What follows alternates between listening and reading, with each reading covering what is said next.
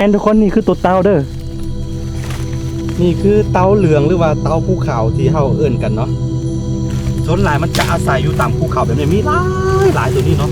ถ้าว่าอย่างที่ค่อยเคยเห็นเคยพบเคยเจอมันหลายๆครั้งเลยถ้าว่าบ่มีคนไปทำร้ายหรือว่าไปรบกวนมันเนาะมันจะอายุของมันจะยืนเป็นร้อยๆเป็นพันๆปี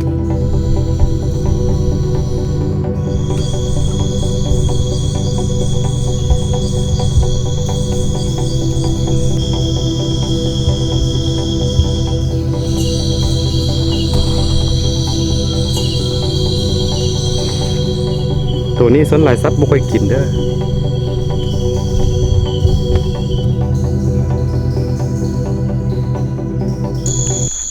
สบายดีทุกคนที่กำลังติดตามมักส้มน้องยินดีต้อนรับเข้าสู่ช่องอาคาน้อยเนาะคือนานพอสมควรที่เฮาบ่ได้มาเดินป่ายามค่ำคืนแบบนี้เนาะคือเนื่องจากว่าอยู่บ้านจะมีเวียกจะมีงานตลอดก็เลยว่าบ่ค่อยได้มาเนาะมื้อนี้ก็ได้มาแล้วทุกคนคือเฮาจะมาคือความมักหรือว่าชีวิตประจำวันของข่อยคือถ้าบ่มีงานบ่มีการอยู่ในบ้านเนาะมักเข้าป่าแบบนี้แหละเป็นเนาะเป็นชีวิตจิตใจนะทุกคนมื้อนี้เฮาสิพาFC ทั้งหลายเนาะมาส่องสัตว์ยามกลางคืนเบิ่งมาเบิ่งสัตว์พวกที่หากินกลางคืนหรือว่าพวกที่นอนกลางคืนเนาะว่าสิเห็นตัวเป็นหยังได้ที่จริงตัวนี้ก็อยู่บ่ได้ไกลจากหมู่บ้านปานใดแต่ว่าจะมีเพราะว่ามันเป็นป่าสิว่าจะได้ป่าห่วงห้ามป่าที่แบบบ่ให้ผู้คนมารบกวนนะก็เลยว่ามันจะมีสัตว์หลายคือกันทุกคนแต่ว่าเขาเข้ามาแบบนี้บ่เป็นหยังเนาะทุกคนเนาะสิ่งที่คาดบ่ได้เวลาเข้าป่านี่เนาะ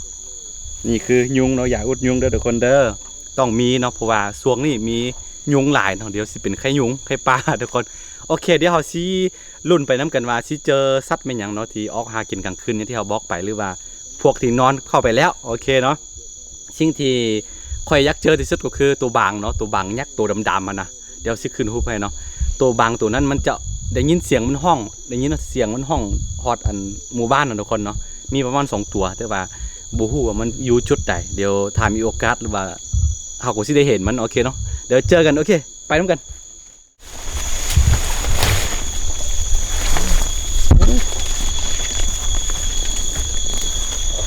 เห็ดลินจื้อทุกคนถูกไหมตะกล้อง นี่คือเห็ดลินจื้อเด้อทุกคนเด้อเอาไปต้มน้ำกินก็ได้ทุกคนไปตากแห้งแล้วว่าเอาไปเฮ็ดยาคนจีนบูฮานเอาไปเฮ็ดยาเด้อทุกมื้อนี่ก็เขารับซื้ออยู่นี่คือเฮ็ดลินจื้อเอาไปนิดนึงตัวนี้เนาะสำหรับถ้าถึงฤดูของมันมันก็จะตายไปเองตัวนี้มันจะเหี่ยวจะแห้งไปเองแล้วก็ออกไม้แบบนี้แหละส่วนลายมันจะออกตามต้นไม้ที่ล่มตายไปแล้วหรือว่าตามกระต่อไม้เนาะมันจะอยู่อาศัยอยู่ตามแบบปลาแก่ๆนะทุกคนตัวนี้จะเกิดขึ้นเนาะมันคือเห็ดลินจื้อไปต้มน้ำตักแห้งเลยจ้ะใส่ตรงตะกร้อง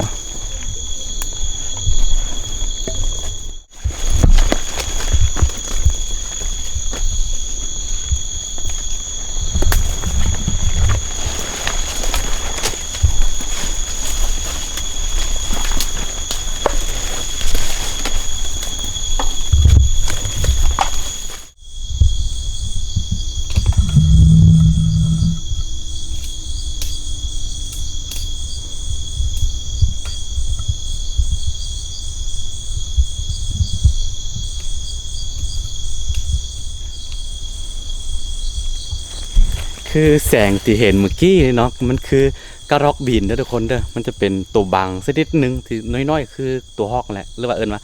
กระฮอกบินนั่นแหละทุกคนเนาะแสงที่พุ่นแต่ว่ามันค่อนข้างจะมีอันมันยังเครือไม้มันยังหลายนะบ่ค่อยเห็นตัวมันเห็นได้ตามันนั่นคือกระฮอกบินทุกคนโอเคเอาสิบ่กวดมันเอาสิน้ำไปเรื่อยๆสิซองไปเรื่อยๆสักนิดนึงทุกคนมา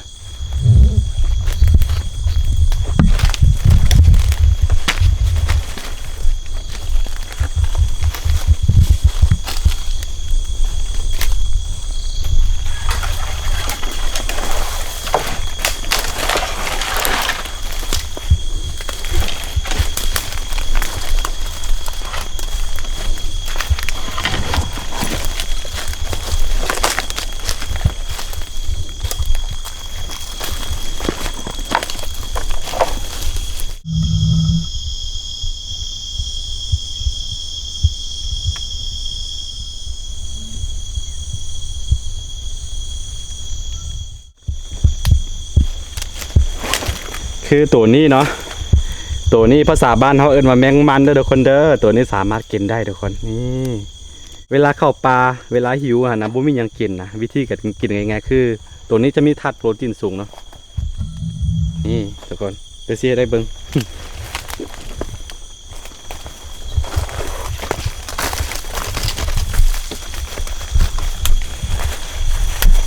คือเวลาเข้าป่านะถึงว่ามันสิบ่อิ่มเนาะแต่ว่าตัวนี้สามารถแบบเฮ็ดให้เฮามีชีวิตต่อได้มันคือว่าอย่างที่เราบอกไปมันจะมีโปรตีนสูง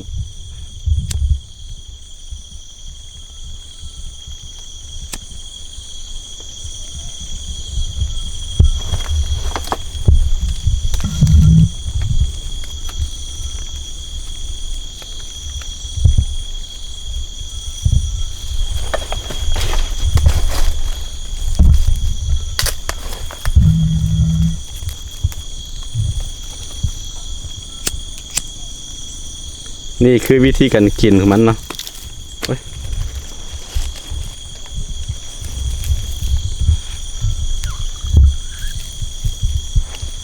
หรือว่ากรณีว่ามันบ่มีไฟเนาะ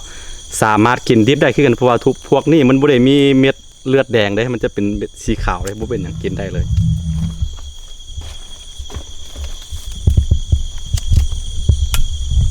เดี๋ยวสิกินโซให้ FC ได้เบิ่งกัน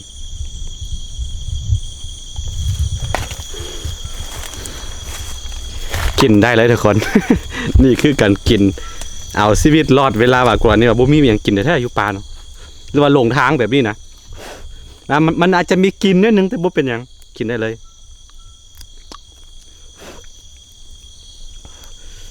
นี่คือแมงมันภาษาบ้านเขาเอิ้นแมงมันหรือว่าแมงคอยาวบ่แม่น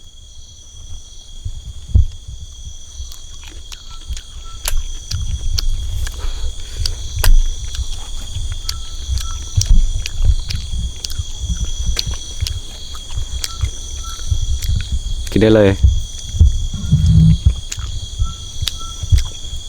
สามนี่ร่างกายของเขาก็แบบได้รับโปรตีนเข้าไปนิดนึงแล้วก็ให้ได้เขามีชีวิตต่อได้คือกันนะเวลาว่ากรณีหลงป่าบ่แบบนี้นะโอเคไปต่อ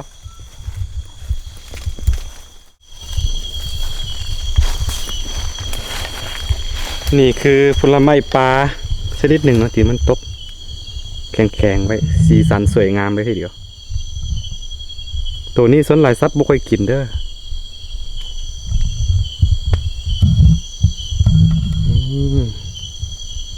คล้ายๆคือกับมักแร่หรือในตั้งคนเดียวกับมักแร่แต่ว่าตัวนี้โมเมนต์เนาะตัวนี้จะอ่อนกว่าน้อยนึงสัตว์บ่กิน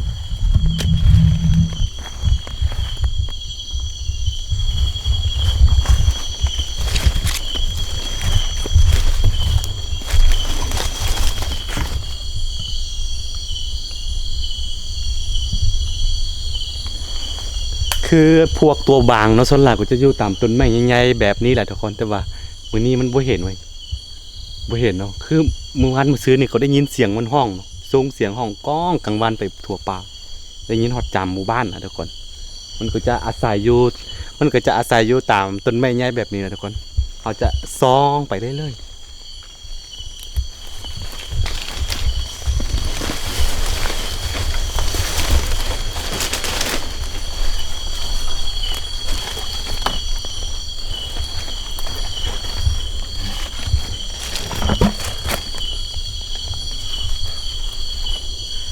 ถ้ากรณีว่ามีพวกตัวที่เห็นบ่ตัวบางบ่มันยังขึ้นไปมันจะเห็นห้อยคูดเนาะหรือว่าพวกอันตัวเขาเอิ้นว่าอย่างที่เห็นคอบางทีมีคอเนาะก็มันจักมักอยู่แบบนี้แหละทุกคนมีหลายนี่คือบุ้งเด้อหางบุ้งทุกคน ฮัลโหลตัวนี้เนาะสำหรับตัวบุ้งตัวนี้สามารถกินได้คือกันทุกคนแต่ว่าต้องไปพานกันต้มน้ำร้อนก่อนเห็นบ่เดี๋ยวสิแกะให้เบิ่งเด้อนี่คือหางบ้งนี่เห็นเนาะอย่างที่บอกไปสามารถกินได้คือกันแต่ว่าต้องไปพานน้ำร้อนให้เอาน้ำร้อนไปลวกก่อนจึงกินได้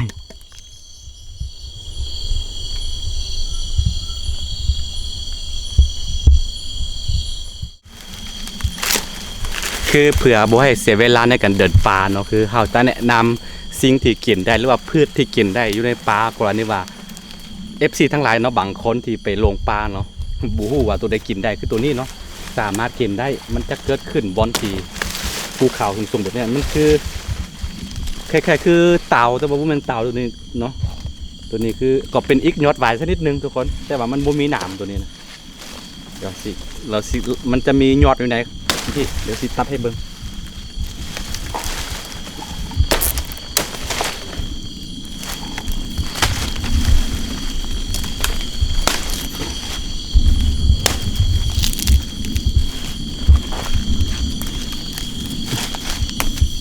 ถ้าเป็นตัวอ่อนน้องกินไ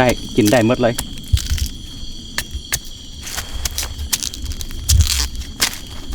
รสชาติของมันก็จะมีความแซ่บเป็นพิเศษคือกันทุกคนตัวนี้เนาะอย่างที่บอกไปมันคือยอดวายสักนิดนึง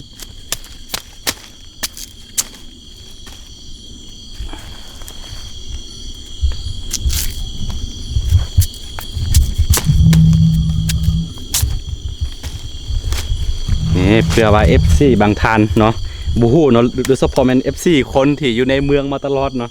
บ่เคยมาใช้ชีวิตแบบอยู่บ้านนอกแบบนี้เวลากว่านี้เดี๋ยวไปลงป่ากับบ่จักเด้ทุกคนต้องเฮียนหู้ไว้นี่สามารถกินได้ตัวนี้เนาะกินได้เลย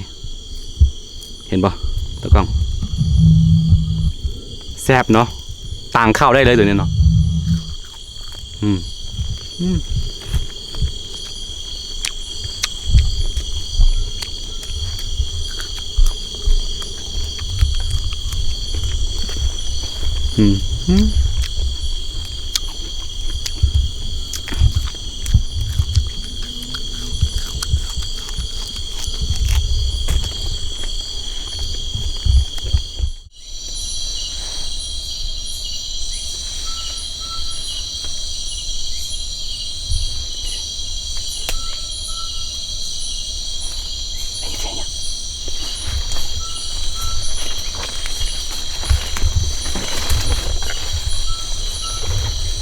ได้ยินเสียงโบว่าตัวฟันใกล้หรือว่าตัวมันยังได้ยินเสียงยังแค่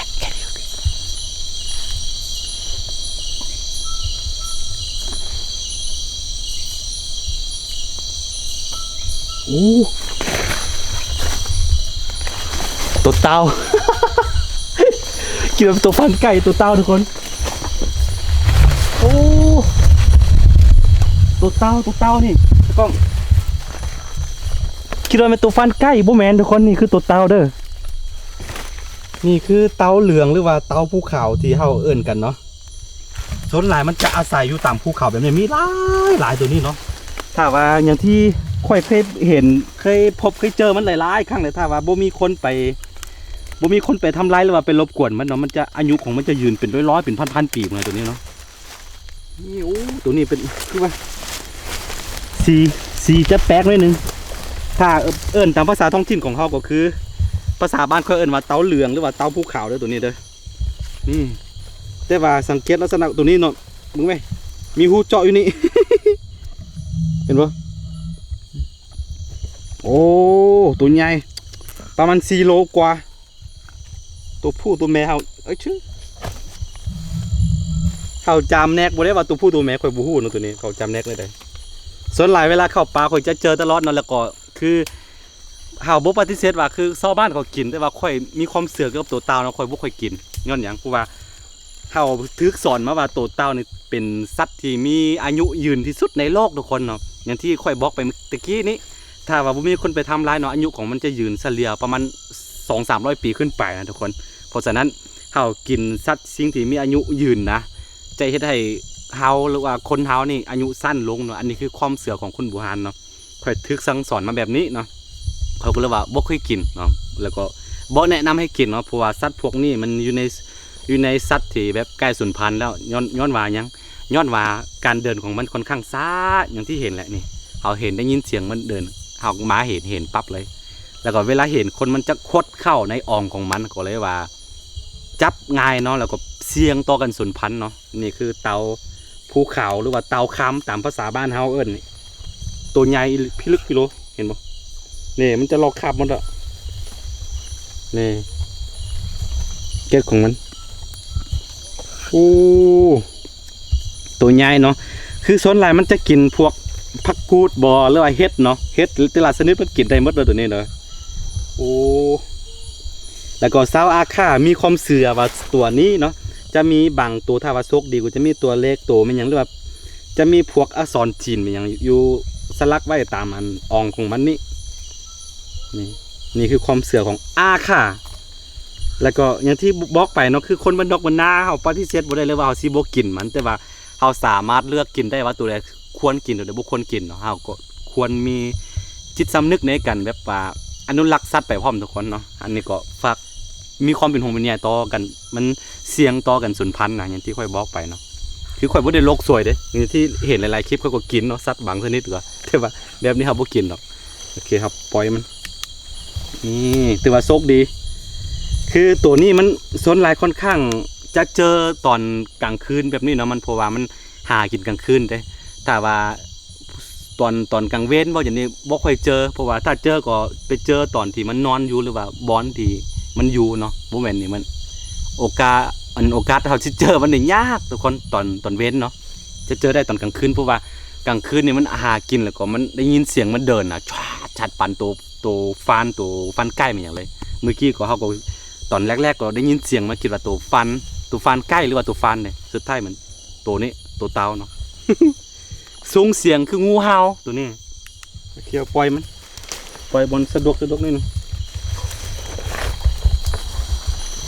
แล้วก็มันจะอาศัยอยู่ตามป่าแก่แบบนี้แหละทุกคนปล่อยบนที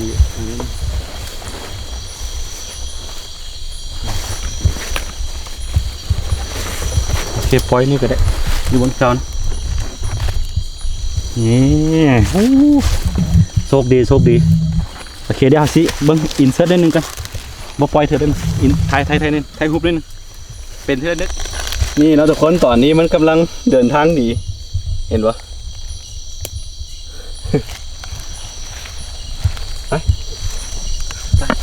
ไ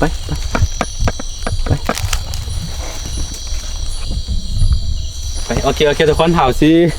โบรบกวนมันเนาะเห่าสิปะมันอยู่นี่แหละโบอยู่บนเก่าเพราะว่าในที่เอาบล็อกไปมันออกหากินเนี่ยนี่ตอนนี้รู้สึกว่าฝนจะตกมาแล้วนี่คือโชคดีนิดนึงเนาะคือมื้อนี้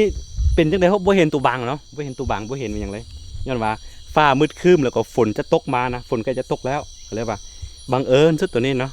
คือช่วงที่ฝนตกแบบกลางคืนแบบนี้มันแห้งมากเด้อทุกคนเด้อตัวนี้เนาะมันคือเตาภูเขาหรือว่าเตาคำนะ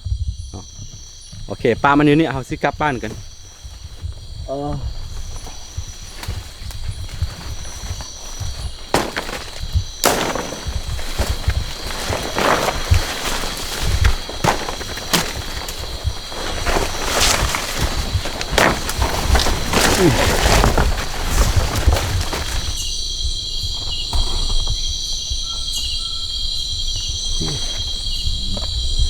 แป๊กอีหลีเนาะมื้อนี้เนาะคือบ่เห็นเนาะบ่เห็นตัวบางตัวมีเนื่องจากว่าฝนตกบ่จักโอเคมาเลย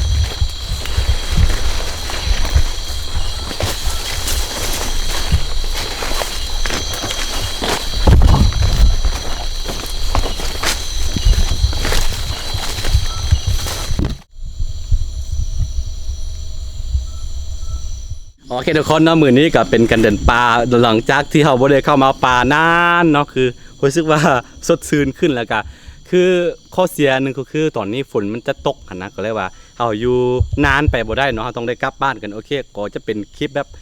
บ้านๆเนาะพา FC ทั้งหลายเนาะเข้าป่าเดินป่าส่องสัตว์เป็นอย่างทั่วๆไปเนาะมื้อนี้ก็ซกบ่ดีวันใดแต่ก็เห็นตัวเต่าเห็นตัวบางหรือว่าก็ฮอกบีนน้อยๆเนาะเห็นอยู่เนาะโอเคเนาะถ้าใครมักคลิปแบบบ้านๆก็อย่าลืมเนาะกดไลค์กดติดตามซองอาคาน้อยไว้เนาะเวลาค่อยลงคลิปจึงจะได้เห็นโอเคเดี๋ยวเจอกันในคลิปหน้าสำหรับคลิปนี้ไปก่อนพี่น้องสบายดีกลับบ้านกันฝนตก